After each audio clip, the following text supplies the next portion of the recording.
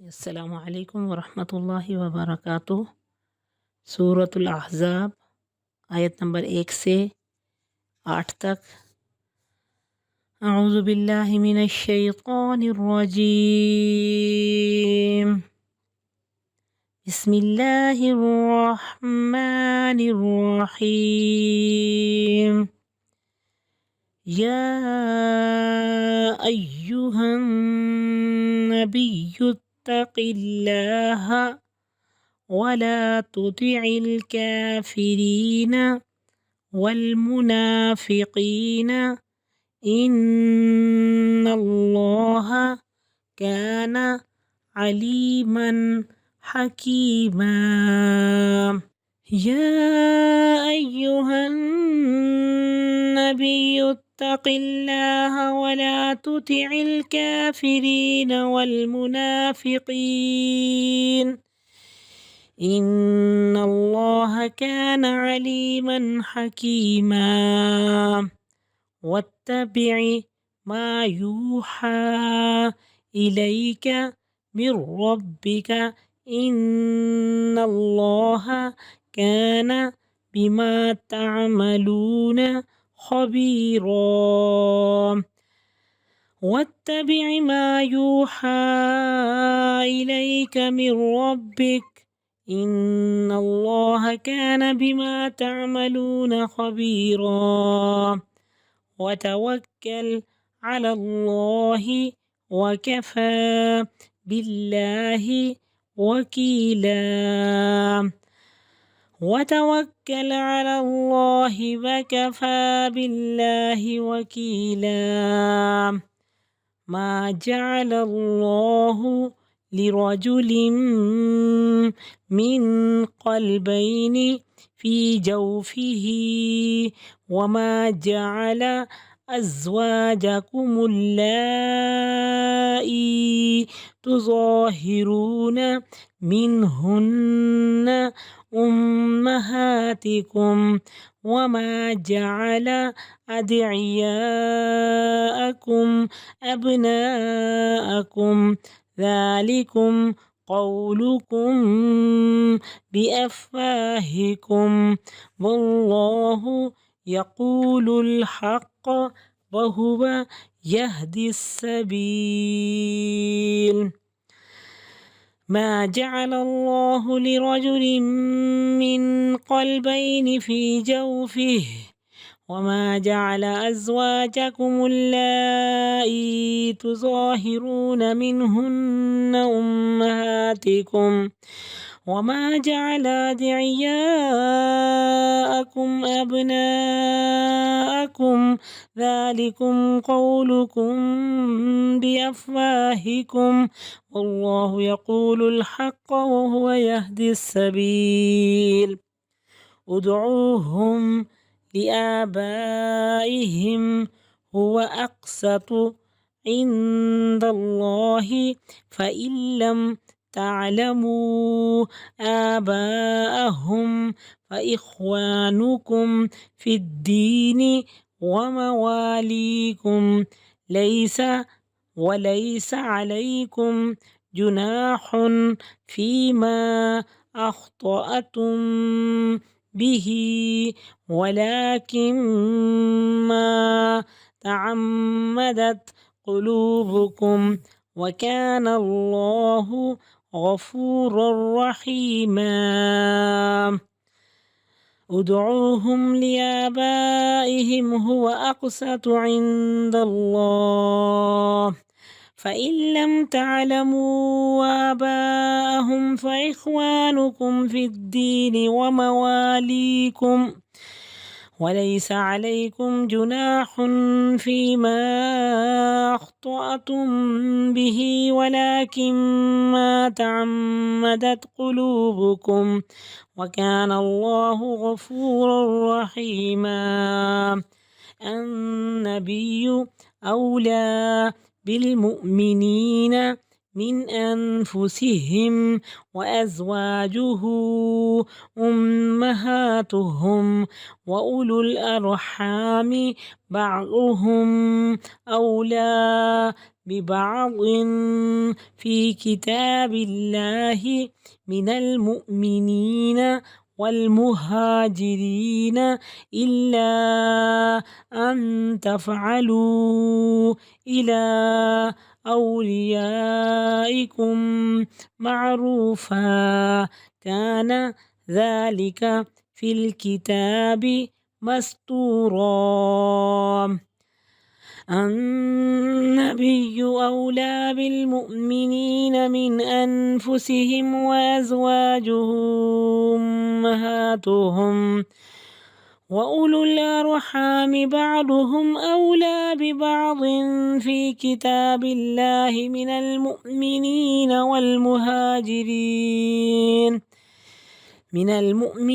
والمهاجرين إلا أن تفعلوا إلى أوليائكم معروفا كان ذلك في الكتاب مسطورا. وإذ أخذنا من النبيين ميثاقهم ومنك ومن نوح وإبراهيم وموسى وعيسى بن مريم وأخذنا منهم ميثاقا غليظا ليسأل الصادقين عن صدقهم وأعد للكافرين عذابا أليما. وإذا أخذنا من النبيين ميثاقهم ومنك ومن نوح وإبراهيم وموسى وعيسى بن مريم وأخذنا منهم ميثاقا غليظا ليسأل الصادقين عن صدقهم وأعد للكافرين عذابا أليما. صدق الله العظيم. نحمده ونصلي على رسوله الكريم. أما بعد فأعوذ بالله من الشيطان الرجيم. بسم الله الرحمن الرحيم. رب اشرح لي صدري ويسر لي أمري واحلل عقدة من لساني يفقهوا قولي. اللهم انفعنا بما علمتنا وعلمنا ما ينفعنا وزدنا علما. سورة الأحزاب مدنية. بسم الله الرحمن الرحیم. یا ایہا، اے حرف ندا ہے، النبی، نبی اکرم صلی اللہ علیہ وسلم، اتقی، آپ تقوی کیجئے. اتقی، یہ اتقا باب افتعال ہے، تو باب افتعال کا یہ امر ہے. اتقی، آپ تقوی کیجئے. باب افتعال، اور افتعال میں اہتمام ہوتا ہے، تو افتعل یفتعل، افتعال. اس کو باب افتعال کو دیکھتے ہیں کہ افتعل ماضی معروف، یفتعل مضارع معروف، اور مصدر افتعال، اور پھر اس کا ماضی مجہول آئے گا افتعل، مضارع مجہول آئے گا یفتعل، اور امر افتعل نہیں لا تفتعل. تو باب افتعال میں اہتمام ہوتا ہے کسی بھی کام کا. یہ باب افتعال کی خصوصیات ہیں کہ اس میں شدت اور مبالغے کا مفہوم پایا جائے گا. جیسے جہد، اس نے کوشش کی، اور اجتہد، اس نے انتہائی کوشش کی، انتہائی محنت کی، تو اس میں شدت اور مبالغہ ہوگا. اب کاسبہ، اس نے کمائی کی، جبکہ اکتسبہ، اس نے بہت زیادہ کمائی کی. پھر اس میں تصنع ہوتا ہے، جیسے کاتبہ ثلاثی مجرد سے اس نے لکھا، جبکہ اکتتبہ اکتتبہ اس نے خود سے لکھا، خلق اس نے بنایا، جبکہ اختلق اس نے خود سے گھڑ لیا۔ اور یہ فعل لازم کا معنی بھی دیتا ہے، جیسے ثلاثی مجرد سے جمع اس نے جمع کیا، باب افتعال میں ہوگا اجتمع وہ جمع ہو گیا تو فعل لازم بن گیا۔ ہدا اس نے ہدایت دی، جبکہ اہتدا وہ ہدایت پا گیا۔ اور کبھی کبھار یہ متعدی کا معنی بھی دیتا ہے، مثلا انتقم اس نے انتقام لیا، اور استرق اس نے چوری کی۔ اور اس میں شرکت کا مفہوم بھی ہوتا ہے، ثلاثی مجرد میں ہوگا سبقہ وہ سبقت لے گیا، جبکہ استبقہ وہ دوسرے سے سبقت لے گیا۔ تو یہ کچھ خصوصیات تھیں باب افتعال کے۔ تو اتقی فعل امر، تو تقوی اختیار کر، اللہ کا، واو اور لا نہیں تطع یہ اطاعہ سے باب افعال ہے، لا تطع فعل نہیں نہ اطاعت کرو، الکافرین کافروں کی، والمنافقین اور منافقین، ان اللہ بے شک اللہ کانا ہے، علیمن علیم جاننے والا، حکیم حکمت والا۔ واو اور اتبع یہ اتباع سے، یہ بھی باب افتعال ہے۔ اتبع پیروی کیجئے، فعل امر واحد مذکر حاضر، اتبع یتبع اتباع، اور پھر اتبع اس کا فعل امر ہے۔ ما جو یوحا وحی کی جاتی ہے، الیک آپ کی طرف، من سے، ربک آپ کا رب، ان اللہ بے شک اللہ، کانا ہے بھی ساتھ، ما جو تعملون تم عمل کرتے ہو، خبیرہ باخبر۔ واو اور توکل کیجئے یہ باب تفعل ہے۔ باب تفعل اصل لفظ کیا ہے؟ توکل۔ جیسے میں نے آپ کو بتایا تھا کہ ثلاثی مزید فی کے مصدر کا ایک وزن ہوتا ہے، اور یہ وزن اس باب کا نام بھی ہوتا ہے۔ تو توکل یہ مصدر ہے، اس کا ایک وزن ہے، اور یہ باب کا نام بھی ہے۔ تو باب تفعل توکل، اس کی بھی کچھ خصوصیات ہیں کہ اس میں تصنع ہوتا ہے، تکلف اور بناوٹ ہوتی ہے، اور اس میں تجنب یعنی اجتناب کرنا اور تدریج ہوتی ہے، اور یہ باب اکثر فعل لازم کا معنی دیتا ہے، اور اس میں شدت اور مبالغہ بھی ہوتا ہے کہ کسی کام کو کوشش، محنت اور شدت سے کرنا، جیسے تدبر کوشش اور محنت سے ذہن لڑانا، تعلم محنت سے سیکھنا، تہجد محنت سے جاگنا۔ تو یہ باب تفعل ہے۔ توکل، اب اس کی دیکھتے ہیں کہ ماضی ہوگا تو تفعل، اور مضارع ہوگا تو یتفعل کے وزن پہ، ماضی مجہول تفعل، اور مضارع مجہول یتفعل، اور اس کا امر تفعل اور نہیں لا تتفعل، اور اس میں فاعل متفعل اور اس میں مفعول متفعل۔ اب توکل کو دیکھتے ہیں، ماضی معروف توکل، مضارع معروف یتوکل، اور پھر مصدر توکل، اور مجہول ہوگا توکل، یتوکل، توکل امر، اور لا تتوکل اس میں فاعل ہوگا متوکل، اور اس میں مفعول ہوگا متوکل۔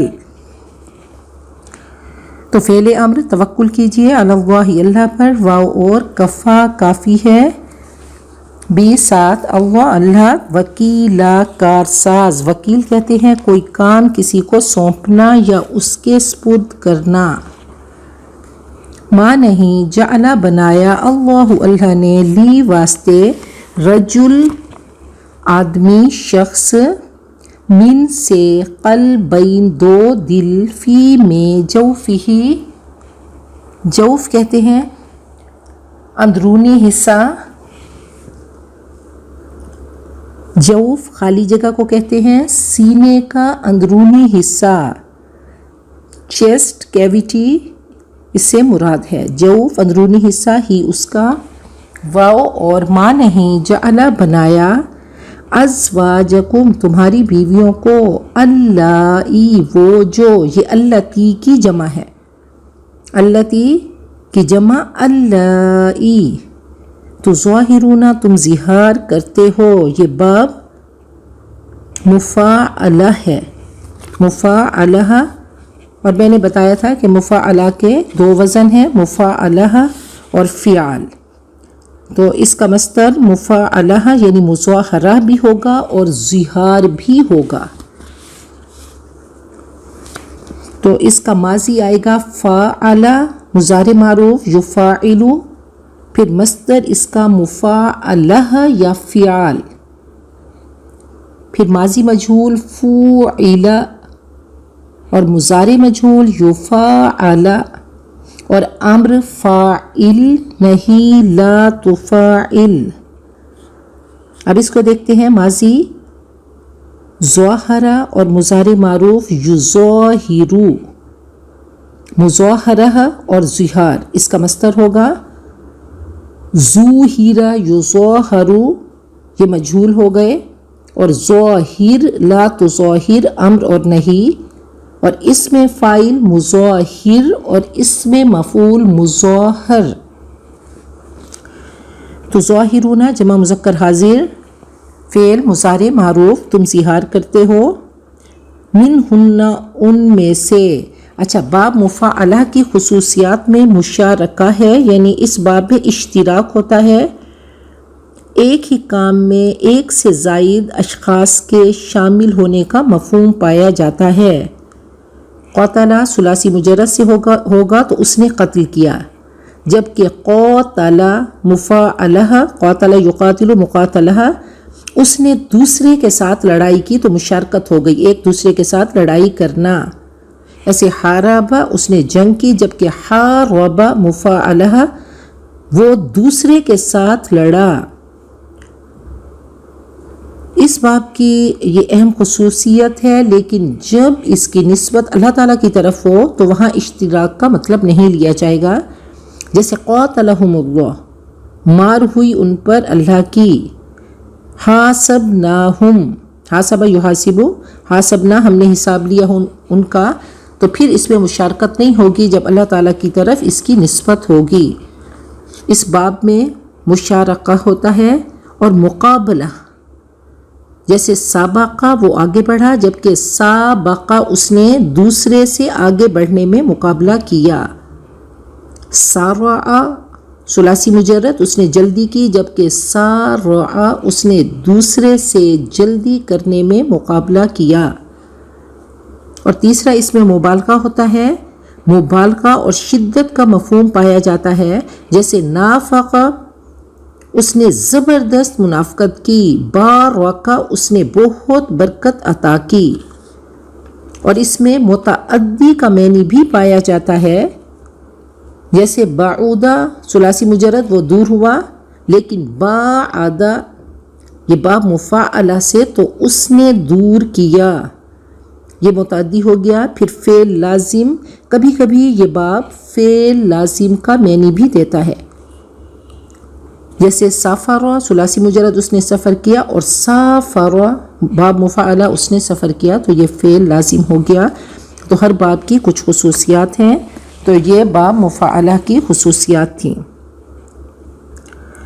تو تظاہرون تم ظہار کرتے ہو، منہن ان سے، امہاتکم تمہاری مائیں، واو اور ما نہیں، جعل اس نے بنایا، ادعیا دعیون کی جمع منہ بولے بیٹے، کم تمہارے، ابناء ابن کی جمع بیٹے، کم تمہارے، ذالکم وہ قول بات، کم تمہاری، بھی ساتھ، افواہ فمن کی جمع، اصل میں یہ فوہن تھا تو افواہ فوہن کی جمع، افواہ منہ، کم تمہارے، واللہ اور اللہ یقول فرماتا ہے، کہتا ہے، الحق کا حق، واو اور ہوا وہ، یہدی وہ ہدایت دیتا ہے، السبیل راستے کی، ادعو تم پکارو، باب نصر ینصرو، اور دعوتن اس کا مصدر ہے۔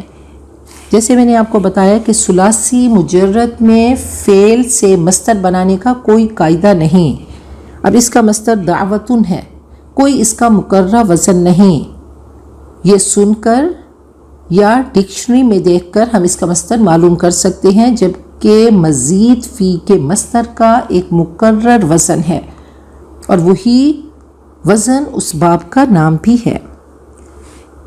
تو ادعو تم پکارو، اس کا مصدر دعوتن ہے، ہم ان کو، لی واسطے، آبا باپ، ہم ان کے، ہوا وہ، اقسط یہ افعل التفضیل زیادہ انصاف والا، عند اللہ اللہ کے پاس، پس ان اگر لم نہیں، تعلمو تم نے جانا، آباءہم ان کے باپوں کو، پس اخوان اخون کی جمع بھائی، کم تمہارے، پھر دینی دین میں، واو اور موالی مولا کی جمع موالی دوست، کم تمہارے، واو لام یا اس کا روٹ ہے، الولا و توالی کہتے ہیں دو یا دو سے زیادہ چیزوں کا یک کے بعد دیگرے آنا، کہ ان کے درمیان کوئی ایسی چیز نہ آئے جو ان میں سے نہ ہو، پھر استعارے کے طور پر قرب کے معنی میں استعمال ہونے لگا، وہ قرب بلحاظ مکان یا نسب یا بلحاظ دین، دوستی یا نصرت کے ہو یا اعتقاد کے ہو، تو ولا توالی دینی اور اعتقادی دوستی، موالی دوست، کم تمہارے، واو اور لیسا نہیں ہے، علیکم تم پر، جناحن کچھ گناہ، فیما اس میں جو، اخطأتم تم نے خطا کی، یہ اخطاء باب افعال ہے، بھی ساتھ اس کے، واو اور لیکن لیکن، ما جو، تعمدت پکا ارادہ کیا، تعمد کہتے ہیں، یہ باب تفاعل ہے، کسی چیز کو قصدن جان بوجھ کر کرنا، اور یہ سہو کی ضد ہے، سہو کا اپوزٹ ہے عمد، اور تعمد کسی چیز کو جان بوجھ کر کرنا، تعمد۔ تو ابھی ہم نے اس پہ بات کی تھی باب تفاعل پہ، تو تعمد یتعمد تعمد، اور تعمد یتعمد، پھر امر اس کا ہوگا تعمد اور نہیں ہوگا لا تتعمد، اور اس کا اسم فاعل متعمد اور اسم مفعول متعمد، جس کا ارادہ کیا جائے، تو تعمدت، تعمدہ، تعمدہ، تعمدو، تعمدت، واحد مؤنث غائب فعل ماضی معروف، پکا ارادہ کیا، قلوبکم تمہارے دلوں نے، وکان اللہ اور ہے اللہ، غفوراً معاف کرنے والا، رحیما رحم کرنے والا، النبی نبی، اولا قریب تر، سب سے قریب، بالمؤمنین مومنین کے ساتھ، من سے، انفسہم ان کے نفس، واو اور ازواجہ اس کی بیویاں، زوج کی جمع ازواج، اور ہو اس کی، یہ نبی اکرم صلی اللہ علیہ وسلم آپ کی، امہات مائیں ہم ان کی، واو اور الو والے، ارحام رحم، رحم کی جمع ارحام رحموں والے، بعضہم ان کے بعض، اولا زیادہ قریب، بھی ساتھ، بعضن بعض کے، فی میں کتاب اللہ اللہ کی کتاب، من سے، المؤمنین ایمان والے، واو اور المہاجرین مہاجرین ہجرت کرنے والے، مائیگرنٹس، الا مگر ان کے تفعلوا تم نے کیا، الا طرف، اولیاء ولی کی جمع دوست، کم تمہارے، معروفہ معروف اس میں مفعول ہے، معروف دستور کے مطابق، بھلی بات، اچھا سلوک، بھلائی، گڈ، کانا ہے ذالک وہ فی الکتابی کتاب میں، مستورا یہ بھی اس میں مفعول مستور کے وزن پہ، مفعول کے وزن پہ، مستور، مستورا لکھا جانے والا،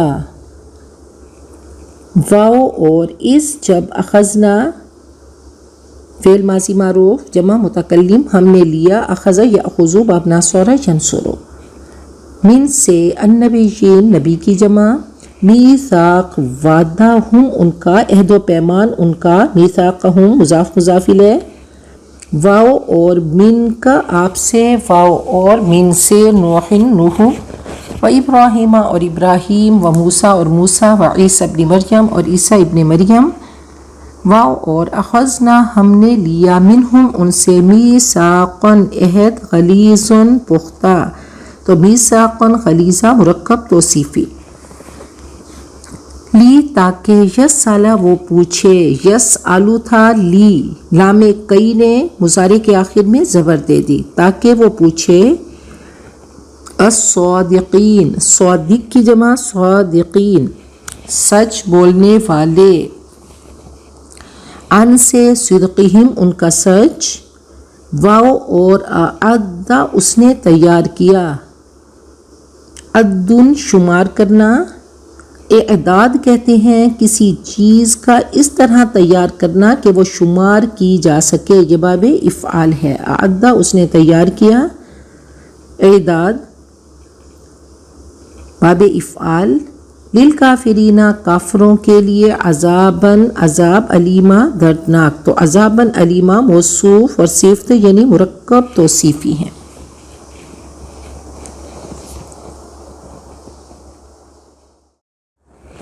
سورۃ الاحزاب مدنیہ، احزاب حزب کی جمع ہے، گروہ کو، پارٹی کو، جماعت کو کہتے ہیں۔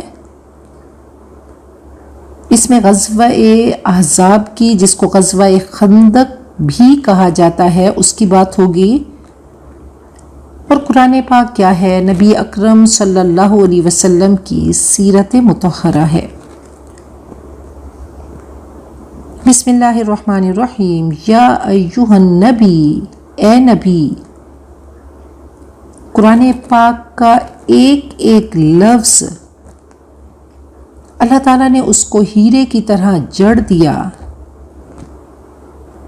اللہ تعالیٰ نے پورے کلام پاک میں کہیں بھی یا محمد کہہ کے نبی اکرم صلی اللہ علیہ وسلم کو نہیں پکارا، تو آپ کے وصف نبوت سے خطاب فرمایا، یہ آپ کی تعظیم اور تکریم اور آپ کی شان ہے۔ تو ہم دیکھتے ہیں یا موسیٰ، یا عیسیٰ، یا داود، انبیاء کو پکارا گیا ان کے ناموں سے، لیکن نبی اکرم صلی اللہ علیہ وسلم کو یا ایہا الرسول، یا ایہا النبی کہہ کر پکارا گیا، یا پھر خوبصورت القاب دے کر، کہیں یا ایہا المزمل، کہیں یا ایہا المدثر، کہیں یاسین، کہیں طٰہٰ کہا، تو یہاں ابتدا کی تو یا ایہا النبی، اے نبی، اتق اللہ، اللہ کا تقوی اختیار کیجئے، ولا تطع الکافرین والمنافقین، اور کافروں اور منافقوں کی باتیں نہ مانیے، ان اللہ کان علیما حکیما، یقیناً اللہ علیم اور حکیم ہے، اللہ جاننے والے اور حکمت والے ہیں۔ نبی اکرم صلی اللہ علیہ وسلم کو رؤوف الرحیم کا خطاب ملا، تو کہا کہ یہ کفار آ کے جب فرمائشیں کرتے ہیں کہ ہماری باتیں مان لیجئے، تو اے نبی کبھی بھی ان کی باتوں میں نہیں آئیے، ان کے پریشر میں مت آئیے، ان کی باتیں مت مانیے، یہ کافر اور منافق دونوں کے مقاصد ایک ہیں، دونوں آپ کے مخالف ہیں۔ اور پھر یہ آپ سے خطاب کر کے مراد تھا امت کو سنانا کہ معاشرتی طریقے اور ان کے منافقوں اور کافروں کے رسم و رواج کی پیروی مت کرو، واتبعی اور پیروی کیجیے، ما یوحا الیک من ربک جو آپ کی طرف آپ کے رب کی طرف سے وحی کی جاتی ہے، ان اللہ کان بما تعملون خبیرا یقیناً اللہ تعالیٰ ان سب باتوں سے باخبر ہے جو کچھ تم کرتے ہو۔ تو جو اللہ نے آپ کو آرڈر کیا، جو آپ کو اللہ نے قوانین دیے، جو آپ کو اللہ نے رولز دیے، تو پیروی کیجئے ان کی کہ اللہ باخبر ہے۔ وَتَوَكَّلْ عَلَى اللَّهِ اللہ پہ توکل کیجئے، اللہ کا سہارا تھام لیجئے، اور توکل عمل پر جمع دیتا ہے۔ وَكَفَى بِاللَّهِ وَكِيلًا اور اللہ کام بنانے والا کافی ہے۔ اللہ پہ اعتماد کر کے معاملات اللہ کے حوالے کیجئے۔ تو پھر دیکھیے کہ نبی اکرم صلی اللہ علیہ وسلم کو یہ انسٹرکشنز، یہ ہدایات دے کر، یہ رولز دے کر ہم سب کو سمجھایا جا رہا ہے، ہماری تربیت کی جا رہی ہے، ہمیں بتایا جا رہا ہے۔ اور قرآن پاک کی تھیم تقوی ہے، بار بار تقوی کی بات ہوگی کہ اپنے آپ کو تقوی کی لگام میں کس لو، اپنی باغیں رب کائنات کے حوالے کر دو، اپنی خواہشات، اپنی تمنائیں، اپنی آرزویں رب کے حوالے کرو۔ قرآن پاک بہترین اے انسان تیرے لیے آئین ہے، تو اس کی طرف آ، تیرے ہر سوال کا جواب دے گا، تجھے بتائے گا کہ اس زندگی کی شاہراہ پہ، صراط مستقیم پہ کیسے چلنا ہے۔ اے صراط مستقیم کے مسافر، تو وہی کر جو تیرا رب چاہتا ہے۔ اور اللہ تعالیٰ نے اپنی چاہتوں کو بکھیر دیا، ایک ایک چیز بتا دی۔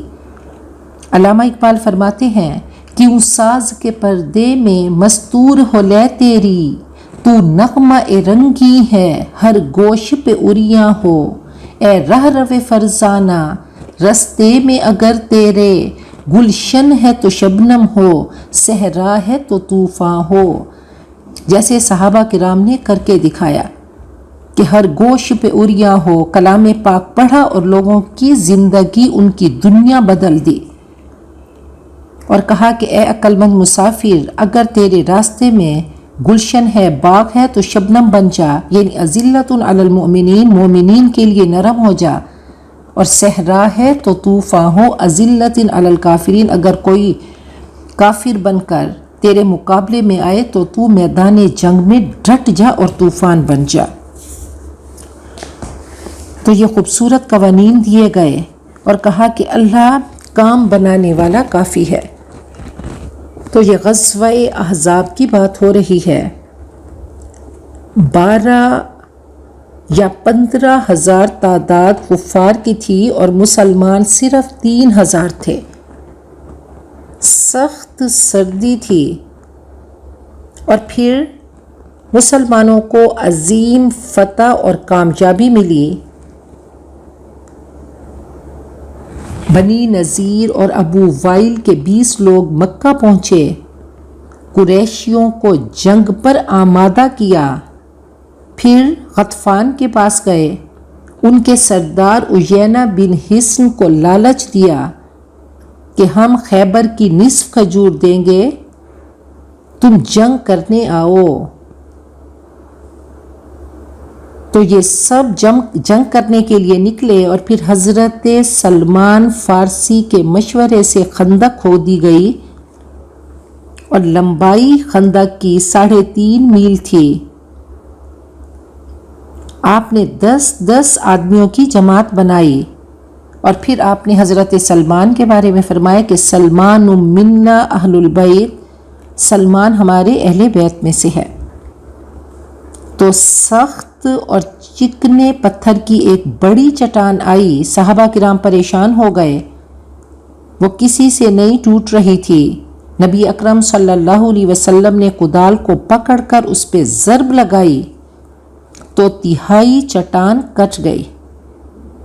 پھر 3 آپ نے اس پہ ضرب ماری، 3 بار اس کو مارا تو ہر بار اس میں سے روشنی نکلی۔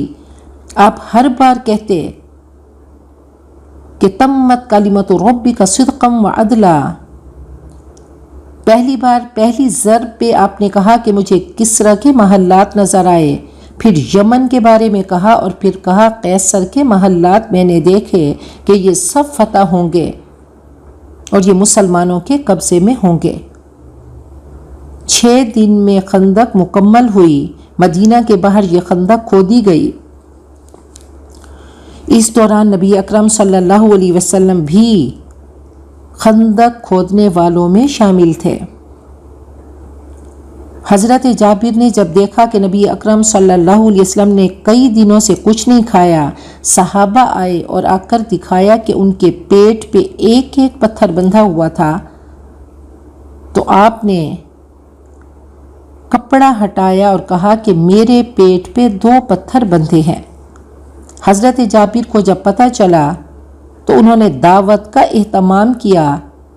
صرف ان کے پاس 3.5 کلو جو کا آٹا اور چھوٹا سا بکری کا بچہ تھا۔ ان کی بیوی حضرت سہیلہ نے فرمایا کہ نبی اکرم صلی اللہ علیہ وسلم کے کان میں جا کر کہیے کہ آج آپ کی دعوت ہے۔ تو آپ کے خوبصورت سنت طریقے کہ 1000 کا لشکر تھا، آپ نے اعلان کر دیا کہ آج جابر کے گھر دعوت ہے، اور آپ نے کہلا بھیجا کہ اپنی بیوی سہیلہ سے کہنا کہ ہانڈی کا ڈھکن نہیں اٹھائیں گی، اور آپ 1000 صحابہ کو لے کر آئے۔ آپ نے برکت کی دعا کی، آپ نے بانٹنا شروع کیا، 1000 صحابہ نے بھی کھایا، آپ نے گھر والوں نے۔ حضرت سہیلہ فرماتی ہیں جب آپ چھوڑ کے گئے تو مجھے نہیں پتا کہ پہلے میں نے زیادہ بنایا تھا یا بعد میں زیادہ بچا تھا، تو یہ آپ کی برکات تھی۔ تو آپ نے فرمایا کہ جب بھی بانٹنے لگو تو کبھی بھی ہنڈیا کا پورا برتن اوپر سے نہ اٹھایا کرو، اور پھر اس کو ایکسپیرینس کر کے دیکھیں، درود شریف پڑھتے رہیں اور بانٹنا شروع کریں تو انشاءاللہ برکات ہوں گی۔ تو فرمایا کہ اللہ کام بنانے والا کافی ہے۔ ما جعل اللہ لرجل من قلبین فی جوفہ، اللہ نے کسی شخص کے سینے میں 2 دل نہیں رکھے، یہ فطرت کے خلاف ہے۔ جمیل بن معمر فہری ایک ذہین انسان تھا اور انتہائی کلیور اور مکار تھا، تو لوگ کہتے تھے کہ اس کے 2 دل ہیں، تو اللہ تعالیٰ نے فرمایا یہ ایسا نہیں ہو سکتا، اللہ تعالیٰ نے کسی شخص کے سینے میں 2 دل نہیں رکھے۔ وَمَا جَعْلَ أَزْوَاجَكُمُ اللَّائِي تُظَاهِرُونَ مِنْهُنَّ أُمَّهَاتِكُمْ، اور نہ اس نے تمہاری ان بیویوں کو جو تمہاری مائیں ہیں، اور نہ اس نے تمہاری ان بیویوں کو تمہاری مائیں بنایا ہے جن سے تم زہار کر بیٹھے ہو، بیوی بیوی ہے اور ماں ماں ہے، تمہاری بیویاں تمہاری مائیں نہیں ہو سکتی۔ وَمَا جَعْلَ أَدْعِيَاءَكُمْ أَبْنَاءَكُمْ، اور نہ ہی اس نے تمہارے منہ بولے بیٹوں کو تمہارے بیٹے بنایا ہے۔ ذَلِكُمْ قَوْلُكُمْ بِأَفْوَاهِكُمْ، یہ تمہاری زبان سے کہی ہوئی بات ہے۔ وَاللَّهُ يَقُولُ الْحَقَّ، اور اللہ حق فرماتا ہے۔ وَهُوَ يَهْدِي السَّبِيلَ، اور وہ صحیح طریقے کی طرف ہدایت دیتا ہے، صحیح راستے کی طرف ہدایت دیتا ہے۔ یہاں پہ 3 رسموں کی تردید ہے۔ کہا کہ کسی انسان کے سینے میں 2 دل نہیں، اور کہا کہ ایک وقت میں ایک انسان مومن اور منافق نہیں ہو سکتا، مومن مومن ہے، منافق منافق ہے۔ اور پھر زمانہ جاہلیت میں ایسا ہوا کرتا تھا کہ غصے میں آ کر شوہر اپنی بیوی سے کہتا کہ انت علیہ کظہری امی، کہ تو میرے لیے میری ماں کی پشت کی طرح ہے، اور پھر وہ عورت اس کے لیے حرام ہو جاتی۔ تو اس کی تفصیل انشاءاللہ سورۃ مجادلہ میں آئے گی کہ حضرت خولہ کے شوہر کس طرح سے ان سے زہار کر بیٹھے اور پھر ان کی پکار آسمان تک گئی اور اللہ تعالیٰ نے اس قانون کو بدل دیا اور کہا کہ ایسا کہنے سے تمہاری بیوی تمہاری ماں نہیں ہوگی۔ تو دیکھیں اسلام ایک پوری زندگی کا نام ہے، چھوٹی چھوٹی چیزیں بتائی گئی۔ نبی اکرم صلی اللہ علیہ وسلم ہمارے لیے رول ماڈل ہیں، تو آپ کے خاندان سے، آپ کے گھر سے ایک کام شروع ہوا اور پھر ہمارے لیے وہ ایک قانون بن گیا۔ سب سے پہلے ذہن سازی کی گئی، پہلے اویئرنیس دی گئی، پھر قانون سازی ہوئی۔ تو کہا کہ ایسا نہیں ہے۔ اور تیسری چیز کہ جو منہ بولے بیٹے ہیں وہ تمہارے اصل بیٹے نہیں ہیں، یہ سب تمہاری اپنی باتیں ہیں۔ اب نبی اکرم صلی اللہ علیہ وسلم کی زندگی سے یہ بات شروع ہوئی۔ حضرت زید بن حارثہ، حضرت خدیجہ نے شادی کے بعد حضرت زید کو آپ کو تحفے میں دیا۔ حضرت زید کے بارے میں ہے کہ وہ ایک قافلے میں سفر کر رہے تھے، ان کے والد ان سے بچھڑ گئے، یہ خاندانی لوگ تھے، بہرحال بکتے بکاتے یہ مکے میں غلام بن کر آئے۔ حکیم بن حزام حضرت خدیجہ کے بھتیجے تھے، انہوں نے ان کو خریدا اور پھر تحفے میں حضرت خدیجہ جو ان کی پھوپھی تھی ان کو دے دیا۔ انہوں نے عکاظ کے بازار سے خریدا تھا، تو اس زمانے میں غلام بکا کرتے تھے۔ پھر حضرت خدیجہ نے آپ کو تحفے میں دیے حضرت زید، تو 15 سال بعد ان کے باپ اور چچا مکہ آئے اور فدیہ دے کر آزاد کرانا چاہا، تو نبی اکرم صلی اللہ علیہ وسلم نے فرمایا کہ بچے کی مرضی ہے، وہ جانا چاہیں تو جائیں، مجھے فدیے کی کوئی ضرورت نہیں۔ حضرت زید کو بلایا گیا تو انہوں نے جانے سے انکار کر دیا اور کہا کہ یا رسول اللہ، میں نے آپ میں جو اوصاف دیکھے ہیں ان پر میں کسی کو ترجیح نہیں دے سکتا، میں آپ کی خدمت میں رہنا چاہتا ہوں۔ تو پھر حضرت زید کے والد بھی راضی ہو گئے، آپ حرم شریف میں آئے، آپ نے اعلان کیا کہ گواہ ہو جاؤ میں نے زید کو آزاد کیا اور یہ میرا بیٹا ہے اور یہ وارث ہے۔ اب سب حضرت زید کو زید بن محمد صلی اللہ علیہ وسلم کہہ کر پکارا کرتے تھے۔ تو اللہ تعالیٰ کا حکم آ گیا کہ دیکھو کسی کو بیٹا کہنے سے وہ بیٹا نہیں ہو سکتا۔ آپ نے حضرت زید کے بارے میں فرمایا کہ انت اخونا و مولانا، تو ہمارا بھائی اور ہمارا دوست ہے۔ جب اللہ تعالیٰ کا حکم آیا تو آپ نے اپنے جذبات قربان کر دیے، اور جذبات قربان کرنا انتہائی مشکل ہے۔ سورۃ احزاب اتری، اللہ تعالیٰ نے ایک قانون دیا، اللہ نے فرمایا کہ وہ آپ کا بیٹا نہیں، تو بیٹا وہ ہے جو آپ کا اپنا نسبی بیٹا ہے۔ کسی کو بیٹا کہنے سے بیٹا نہیں بنتا، نہ تو وراثت میں اس کا کوئی حق ہے۔ آپ نے حضرت زید کے لیے فرمایا کہ ان کان لمن احب الناس الی وان ھذا لمن احب الناس الی بعدہ، زید وہ ہیں جو سب سے زیادہ مجھے محبوب ہیں۔ تو آپ کے گھرانے سے یہ بات شروع ہوئی اور پھر ہم سب کو ایک لیسن دیا گیا، سبق دیا گیا، اور کہا کہ کسی کا بچہ اگر تم لیتے ہو تو اس کے باپ کے نام سے پکارو، اپنے نام سے نہیں۔ تو آگے فرمایا کہ ادعوہم لآبائہم، لہٰذا ان کو ان کے باپ کی نسبت سے پکارو۔ زید بن محمد صلی اللہ علیہ وسلم نہیں کہو هو اقسط عند اللہ، یہ اللہ کے ہاں زیادہ منصفانہ ہے، تاکہ نسب رہے بچے کا اور اس کی پہچان رہے، تو یہ تحفظ نسب، یہ نسب کی پروٹیکشن ہوتی ہے۔ فَإِن لَّمْ تَعْلَمُوا آبَاءَهُمْ، اور اگر تمہیں ان کے باپوں کے بارے میں پتہ نہ ہو فَإِخْوَانُكُمْ فِي الدِّينِ وَمَوَالِيكُمْ تو وہ تمہارے دینی بھائی اور تمہارے رفیق ہیں. وَلَيْسَ عَلَيْكُمْ جُنَاحٌ اور تم پر کوئی حرج نہیں، کوئی گناہ نہیں، فِيمَا أَخْطَأْتُمْ بِهِ جو تم نے خطا کی، وَلَكِنْ مَا تَعَمَّدَتْ قُلُوبُكُمْ گرفت کس پہ ہے جس کا ارادہ تم دل سے کرو. وَكَانَ اللَّهُ غَفُورًا رَحِيمًا اور اللہ معاف کرنے والا رحم کرنے والا ہے.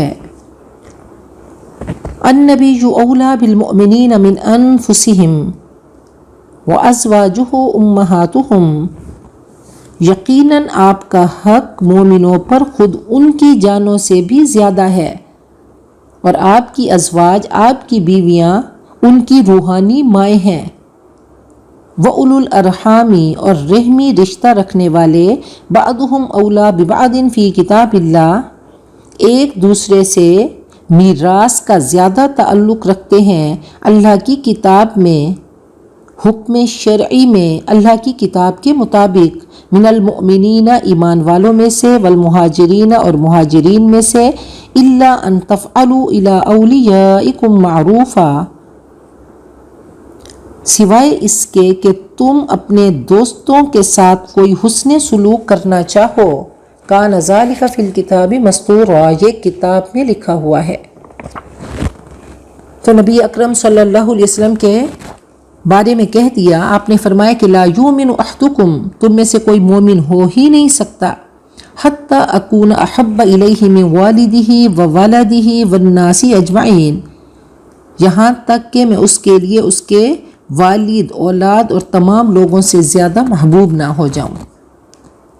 اور فرمایا کہ لا یؤمن احدکم تم میں سے کوئی مومن ہو ہی نہیں سکتا حتی یکون ہواہ تابعا لما جئت بہ حتیٰ کہ اس کی خواہشات آپ کی لائی ہوئی تعلیمات کے تابع نہ ہو جائیں. اللہ تعالیٰ نے کلام پاک میں فرمایا فَلَا وَرَبِّكَ لَا يُؤْمِنُونَ حَتَّى يُحَكِّمُوكَ فِي مَا شَجَرَ بَيْنَهُمْ تو بہت خوبصورت قسم ہے کہ آپ کے رب کی قسم کہ کوئی مومن ہو ہی نہیں سکتا، کوئی بھی مسئلہ ہے، کوئی بھی بات ہے تو آپ کی عدالت میں لے کر آئے، آپ کا فیصلہ اگر وہ قبول نہیں کرتا تو لا یؤمنون وہ مومن ہو ہی نہیں سکتا، وہ کلمہ گو ہو ہی نہیں سکتا، اس کی نمازیں، اس کی عبادات سب بیکار ہو گئیں، ختم ہو گئیں. فرمایا قل ان کنتم تحبون اللہ فاتبعونی کہہ دو کہ اگر تم اللہ سے تمہیں پیار ہے تو نبی اکرم صلی اللہ علیہ وسلم کی اتباع کرنے ہوگی، آپ کو فالو کرنا ہوگا، آپ کے نقش قدم پہ چلنا ہوگا، آپ کی بات ماننی ہوگی، آپ سے پیار کرنا ہے. سب رشتوں سے بڑھ کر نبی اکرم صلی اللہ علیہ وسلم کی ذات سے پیار کرنا ہے. مائیکل ہارٹ نے کتاب لکھی اور آپ کا نام دی ہنڈریڈز میں وہ 100 لوگ جو دنیا میں آئے اور دنیا کی اور لوگوں کے دلوں پہ حکمرانی کی،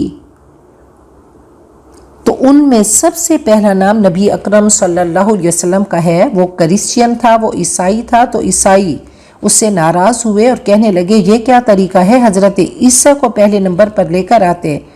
تو اس نے کہا کہ نبی اکرم صلی اللہ علیہ وسلم کی ذات مطہرہ پہ اگر میں کوئی بات کروں، آپ کی شان میں نعوذ باللہ کوئی گستاخی کر دوں تو دیکھنا پورے مسلمان اپنی جان دینے کے لیے تیار ہو جائیں گے، لیکن حضرت عیسیٰ کے بارے میں اگر کوئی بات کروں تو تم لوگ خاموش رہو گے. تو فرمایا کہ نبی اکرم صلی اللہ علیہ وسلم کا حق مومنوں پر خود ان کی جانوں سے بھی زیادہ ہے. اور ازواج مطہرات کیا ہیں؟ ان کی روحانی مائیں ہیں، ان کی تعظیم کرنی ہے، ان سے محبت کرنی ہے. اور خواتین کے لیے وہ بہترین رول ماڈلز ہیں کہ یا ایھا النبی قل لازواجک و بناتک و نساء المؤمنین. ازواج نے جیسے پردہ کیا تو وہ رول ماڈلز ہیں، ان کی زندگی کو دیکھنا ہوگا، ان کے طور طریقوں کو دیکھنا ہوگا اور ان کو زندگی میں لے کر آنا ہوگا.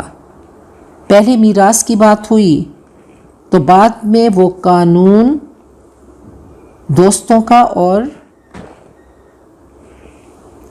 تعلق داروں کا اس میں بات کی گئی. جیسے 43 مہاجرین تھے تو انصار بھائی بھائی بن گئے تو کہا کہ وراثت میں ان کا حق ہوگا. ان کو ایک دوسرے کی وراثت ملتی. مہاجرین انصار کی وراثت مہاجرین کو ملتی، لیکن بعد میں ایبروگیٹ ہو گیا، منسوخ ہو گیا اور کہا کہ نسبی رشتے مقدم ہیں.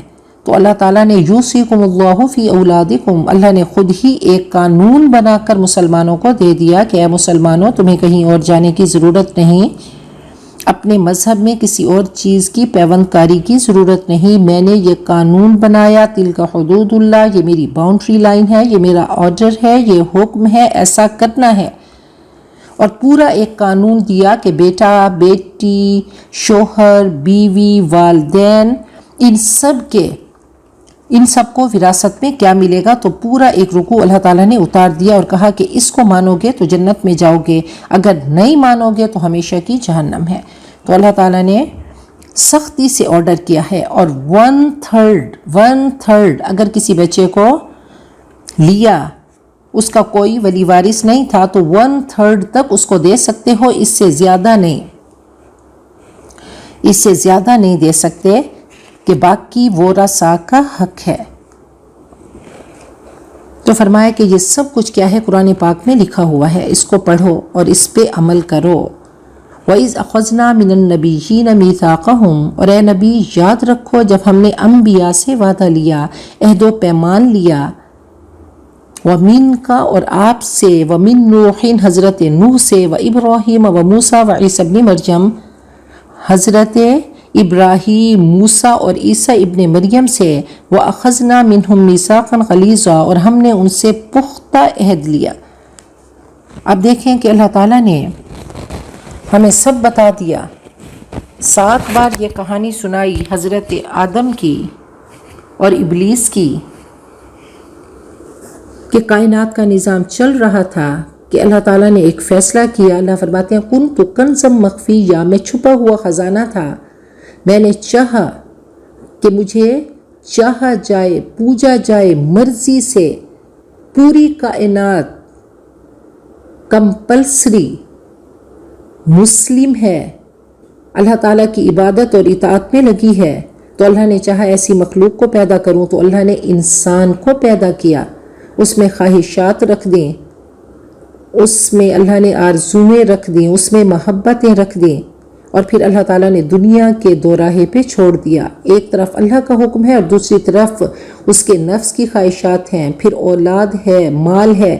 تو اللہ تعالیٰ نے یہ تمام چیزیں رکھ دی اور پھر انسان کو کہہ دیا کہ اے انسان تو تاجر ہے، کل نفس یقتو، ہر انسان صبح کو اٹھتا ہے فبائعن، تو وہ تجارت کرتا ہے، اللہ کی مرضی پہ چلتا ہے تو معتقوہا، تو اپنے آپ کو جہنم سے آزاد کر دیتا ہے، او موبقوہا، یا پھر شیطان کے راستے پہ چل کر، نفس کی خواہشات پہ چل کر اپنے آپ کو جہنم کا سوداگر بنا لیتا ہے.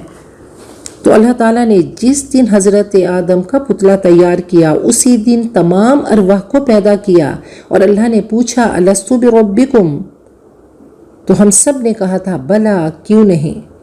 تو ایک عہد وہ ہے جو تمام ارواح سے لیا گیا، ایک وعدہ جو تمام ارواح سے لیا گیا. پھر اللہ تعالیٰ نے ایک اور عہد لیا، وہ صرف انبیاء کی ارواح کو اللہ نے اکٹھا کیا. یہ اللہ تعالیٰ کی اپنی سلیکشن تھی، اپنی چوائس تھی کہ اللہ تعالیٰ نے انبیاء کو چنا اور ان کی ارواح کو اکٹھا کیا. تو اللہ تعالیٰ نے آل عمران میں بھی اس کے بارے میں فرمایا کہ وَإِذْ أَخَذَ اللَّهُ مِيثَاقَ النَّبِيِّينَ لَمَا آتَيْتُكُم مِّن كِتَابٍ وَحِكْمَةٍ ثُمَّ جَاءَكُمْ رَسُولٌ مُصَدِّقٌ لِّمَا مَعَكُمْ لَتُؤْمِنُنَّ بِهِ وَلَتَنصُرُنَّهُ،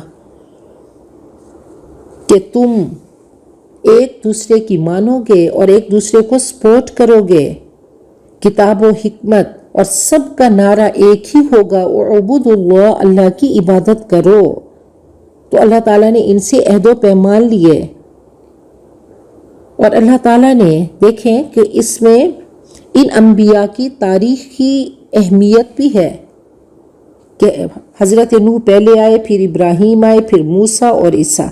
تو اللہ تعالیٰ نے پوری ایک ان کا سیکوینس ہے اور یہ ایک تاریخی اہمیت ہے اور ترتیب ہے۔ تو اللہ تعالیٰ نے انبیاء کی ارواح سے ایک عہد لیا، اسی عہد کی بات ہو رہی ہے کہ سب سے میں نے عہد و پیمان لیے، آپ سے بھی لیا، نوح سے بھی لیا، حضرت ابراہیم، موسیٰ اور عیسیٰ سے بھی لیا کہ لَتُؤْمِنُنَّ وَلَتَنْصُرُنَّ، کہ تب سب تم کیا کرو گے، ایمان لاؤ گے اور ایک دوسرے کو سپورٹ کرو گے۔ لِيَسْأَلَ الصَّادِقِينَ عَنْ صِدْقِهِمْ، تاکہ اللہ پوچھ لے سچوں سے ان کے سچ کے بارے میں۔ یہ پیغام کیا ہے؟ یہ امانت ہے، اور اللہ پوچھیں گے کیا تم نے اس امانت کو پہنچایا۔ اللہ فرماتے ہیں فَلَنَسْأَلَنَّ الَّذِينَ أُرْسِلَ إِلَيْهِمْ وَلَنَسْأَلَنَّ الْمُرْسَلِينَ، ہم تمام پیغمبروں سے پوچھیں گے کہ جو میسیجز آپ کو دیے گئے کیا آپ نے آگے پہنچایا، اور پھر مبلغین سے بھی پوچھا جائے گا۔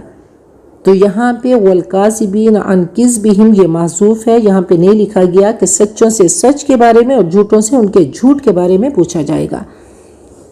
وَأَعَدَّ لِلْكَافِرِينَ عَذَابًا أَلِيمًا، اور کافروں کے لیے اللہ تعالیٰ نے دردناک عذاب تیار کر رکھا ہے۔